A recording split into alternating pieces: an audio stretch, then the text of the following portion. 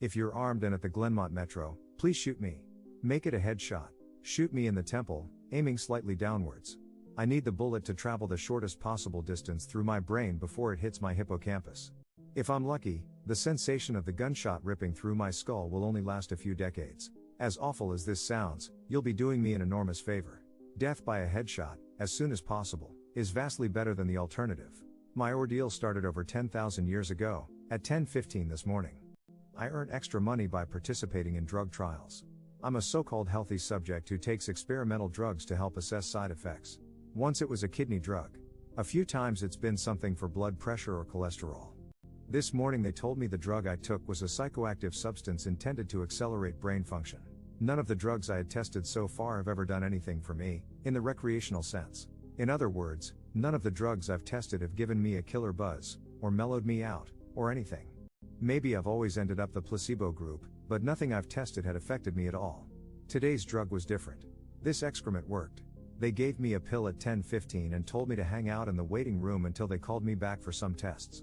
Only about 30 minutes, the research assistant told me.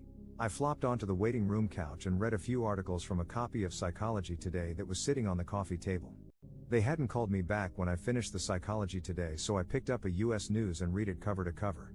Then I read an old Scientific American. What was taking them so damn long? I sluggishly turned my head to look at the wall clock. It was only 10:23 a.m. I had read all 3 magazines in 8 minutes. I remember thinking this was going to be a long day. I was right. The waiting room had a little bookshelf with some used hardcovers on it. When I stood up to walk to the bookshelf, it felt like my legs barely worked. It's not that they were weak. They were just slow. It took a full minute just to stand up off the couch, and another minute to take 2 steps to the bookcase. I scanned the old books on the shelf and picked out a copy of Moby Dick. My arms had the same problems as my legs. Just reaching 1 foot in front of me to grab the book took a long time. I actually got bored just waiting for my hand to reach the spine of the book. I slogged back to the couch and collapsed onto it in a slow-motion fall that reminded me of the low-gravity hops of astronauts on the moon. I opened Moby Eggplant, slowly, and began reading. I started with Call Me Ishmael and got as far as Ahab throwing his pipe into the sea, which was all the way to friggin' chapter 30, before they called me back. How are you feeling? The research assistant asked me. I feel slow, I said. Actually, it's the other way around. Everything seems slow because you're so fast. But my legs, my arms, they're moving in slow motion. Your body seems like it's moving slowly because your brain is fast. Your brain is running 10 or 20 times faster than normal. You are thinking and perceiving reality at an accelerated pace. But your body is still constrained by the laws of biomechanics. Frankly, you're moving much faster than a normal person. She pantomimed a jogging motion. But your brain is running so much faster right now, that even your fast walk seems very slow to you. I thought about my slow motion flop onto the waiting room couch. Even if my muscles had slowed down, my body would still react to gravity the same way. But in the waiting room, I even fell in slow motion. Slow muscles couldn't explain why gravity seemed weaker. My brain was going at warp 10. That's how I managed to read 3 magazines and the first 30 chapters of Moby Eggplant in 15 minutes. They ran a series of tests on me. The physical tests were fun. They made me juggle 3 balls. Then 4. Then 6. I had no problem keeping 6 balls in the air because they seemed to be moving so slowly. It was boring, frankly, waiting for each ball to move through its arc so I could catch it, with my slow-motion hands, and toss it back into the air. They threw Cheerios in the air and I caught them with chopsticks. They dropped a handful of coins and I counted the total value before they hit the ground. The cognitive tests were less fun, but very illuminating. Finish a 50-word word search, 3 seconds. Solve an intricate maze drawn onto a poster-sized paper, 2 seconds. View a slideshow projected at 10 images per second and answer detailed questions about what I saw, 95% correct. They told me I measured over 250 on the Knopf scale. Apparently, that's deep into the superhuman range of thinking speeds. Then they sent me home. It'll wear off in a few hours, they said. Which will seem like days to you. Try to use the residual effects to get some work done. Catch up on work emails while you're still in high-speed mode. The ride home was horrible. It was only 3 metro stops, and in real-world time, it only took about 35 minutes. But in my drug-accelerated hypertime, it felt like days. Days. Just walking out of the medical research suite to the elevator seemed like it took an hour. I sprinted out of the office, willing my legs to push me faster. But the laws of biomechanics held me prisoner. As accelerated as my brain was, I couldn't do anything to make my legs work faster. The huge disconnect between my body and mind made it extremely difficult to judge how and when to slow down, turn, or rotate my body. I had basically turned into giant, slow-motion spaz. I misjudged my speed and rammed into the wall by the elevator button at a pretty good speed. Even though I could see the wall coming at me, I couldn't make my finger, outstretched to hit the elevator button, move away fast enough, and I jammed it against the wall. Hard. The pain was intense. If my brain had been running at regular speed, it probably only would have hurt for 30 seconds or so. But in my accelerated state, the intense pain seemed to last for half an hour. 45 minutes maybe. The elevator ride was horrible. It felt like I spent 4 or 5 hours just descending 7 floors, with nothing to look at but the interior of the elevator car. I sprinted to the metro station. I have to admit, this part was almost fun. Even though my body moved at, what seemed to me, super slow speed, I could still carefully choose how and where to place my feet, swing my arms, and turn my torso. It only took a block or two to getting used to having a brain that ran 24 times faster than my body. Then I basically sprint danced the rest of the way, twisting and juking between people on the sidewalk and dodging moving cars with inches, minutes, of clearance. I spent an hour, in my time frame, descending into the subway and running to the platform. Endless tedium waiting the 6 minutes for the Red Line train to arrive. Although there was more to look at on the metro platform than inside the elevator, it was still intensely boring. I should have stolen that copy of Moby Eggplant. The Red Line train roared into the station in slow motion. The normally high-pitched squeal of its brakes was frequency shifted by my high-speed mind to a long low tone, like a monotone tuba solo. It wasn't just the squealing subway train that was 3 octaves lower than normal. All sound was slowed to the point of near inaudibility. Voices were gone, shifted below the threshold frequency of my hearing. I did manage to hear a screaming baby on my subway car, her shriek slowed to sound like whale songs. Sharp sounds like a car horns and trucks bouncing over potholes were low, muddied roars like distant thunder. Back at the research offices, I could still hear and communicate with the research staff. But now verbal communication with anyone would be impossible. The effects of the drug were still intensifying. I spent what seemed like days on that hecking Red Line train. Days. Listening to the whale song of the screaming baby and the tuba solo of the brakes. Where ordinary voices were frequency shifted out of my audio range, smells didn't seem to be affected. I never became nose blind to the body odor, the stench of the train's brakes, and melange of farts and other smells wafting through the metro car. I finally got back to my apartment. Sprinting through my open door and into the front hall at full speed was like a slow, relaxing drift down a lazy river. I was relieved to be home. At least I had stuff I could do there. I picked up the book I was reading, 100 Years of Solitude, and finished it. Despite turning the pages so quickly that I tore many of them, it seemed like most of the time I spent finishing the book was spent on page turning and not actually reading. 3 minutes had passed since I got home. I tried surfing the internet. My God, it takes a long time for computers to boot these days, but it was too frustratingly slow. Hours, seemingly, to load each new page, and a fraction of a second to read it. 100 articles in my news feed read in just 3 more minutes done. I dipped into my pile of yet to be read books and finished 2 more. 4 more minutes had passed. I decided to try to sleep off the remaining effects of the drug. Unfortunately, whatever part of my mind is responsible for perception, the part that's been accelerated to hyper speeds by the drug, isn't the same as the part that governs sleep. Despite being awake for what I perceived as days, my physical brain still thought it was 1:25 p.m. It was not ready for sleep. Nevertheless, I tried to sleep. I walked to my bedroom, a slow 45-minute drift through my apartment, and flung myself into bed, lazily falling like a feather onto the mattress. I closed my eyes and lay there for hours and hours, 10 minutes of reality time, before giving up. Sleep would not come. I was facing what was going to feel like days, or maybe even weeks of being trapped in a slow-motion prison. So I took an Ambien. The sensation of the pill and the splash of water I used to swallow it sliding my throat was sickening. A lump that blocked my breathing, moving like a slug down my esophagus. I read a book. 10 minutes had passed. I read another. 18 minutes since I took the Ambien. I threw the book across the room in disgust at my situation. The book slowly pirouetted and spun through the air, like a leaf blowing in a breeze. It hit the wall with a long, faint rumble, the only sound I had had for what seemed like hours, then drifted to the floor like a flip-flop sinking in a swimming pool. The force of gravity hadn't changed since I took the pill. The laws of physics were the same. It was just my perception of time that had gone wackadoo. This meant I could use the speed things seemed to fall as a way of judging the effects of the drug. Based on how long it took the book to drift to the floor, I estimated the effects of the drug were still intensifying.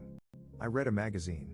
I turned on the television, I clearly saw each frame of video like I was watching a slideshow. Frustrated, I turned the television off.